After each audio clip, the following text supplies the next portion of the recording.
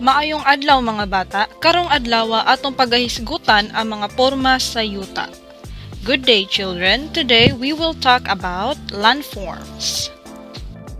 Aduna tay nagkalain-lain nga mga porma sa yuta. Aduna kitay gitawag nga patag o plain sa English. Mao kini ang porma sa yuta nga igong tamnanan ug mga mais ug humay. We have a variety of landforms. We have what is called plain. This is the form of land that is sufficient to plant corn and rice.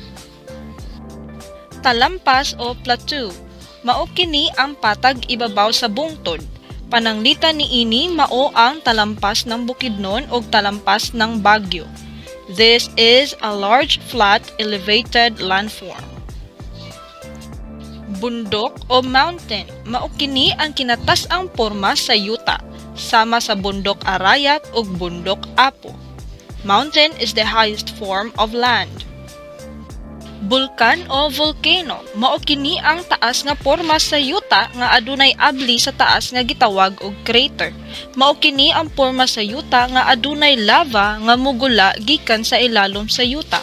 Ang mga bulkan na porma pinaagi sa paglihok sa mga tectonic plates. Pananglitan, ang bulkang Mayon sa Albay ug bulkang Pinatubo sa Zambales. This is a high form of land with an opening at the top called crater. This is a landform with lava coming out under the land. The volcanoes are formed through movement of tectonic plates. Examples are Mayon Volcano in Albay and Pinatubo Volcano in Zambales. Bungtod o hill. Mao kini ang porma sa yuta nga mas gamay sa bundok. Ang pinakailado nga porma niini mao ang Chocolate Hills sa Bohol. This is a landform that is smaller than the mountain. The most famous form is the Chocolate Hills in Bohol. Walog o valley. Mao kini ang porma sa yuta nga adunay patag nga naa sa tunga sa mga bungtod. Pananglitan niini ang Cagayan Valley.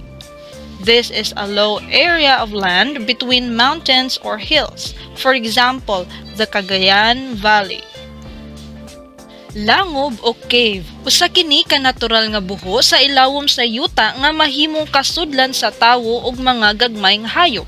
Sama sa Hinagdanan Cave sa Bohol nga nagsilbing tourist spot sa maong lugar ug ang Tinabanan Cave sa Samar nga nahimong evacuation center sa mga pamilyang naapektaran kaniadtong nilabay ang Typhoon Odette sa Eastern Visayas.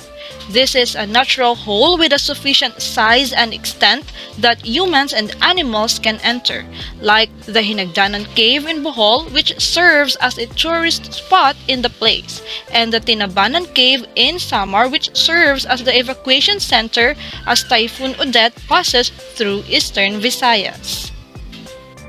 Maokadto ang pito ka mga porma sa yuta. Tubaga ang mga pangutana. Unsa ang porma sa yuta nga mahimong tamnanan og mga mais ug humay? Mao kadto ang gitawag nga patag. Mao ni ang porma sa yuta nga adunay patag ibabaw sa bungtod. Talampas. Mao kini ang kinatas-ang porma sa yuta. Bundok. Taas nga porma sa yuta nga adunay abli sa taas nga gitawag og crater. Bulkan. Mas gamay sa bundok. Bungtod. Patag nga naa sa tunga sa mga bundok o bungtod. Mao kadto ang gitawag nga walog. Usa ka natural nga buho sa ilawom sa yuta. Langob. I guess you are all ready for the quiz. Palihog kuhaa ang inyong MTB notebook. Kindly get your MTB notebook. Isulat ang ngalan sa matag dagway sa yuta nga gipakita sa hulagway. Number 1. Number 2. Number 3. Number 4. Number 5. number 6, and number 7.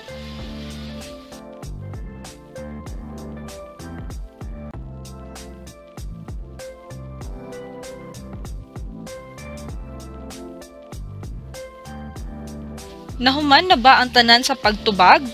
Palihog sa pagkuha og litrato sa imong mga tubag ug ipasa kini sa akong email hazelrgintal@gmail.com. Deadline January 25, 2022. I guess that would be all for our topic today. This has been Teacher Hazel saying keep safe always and see you soon virtually. Bye bye!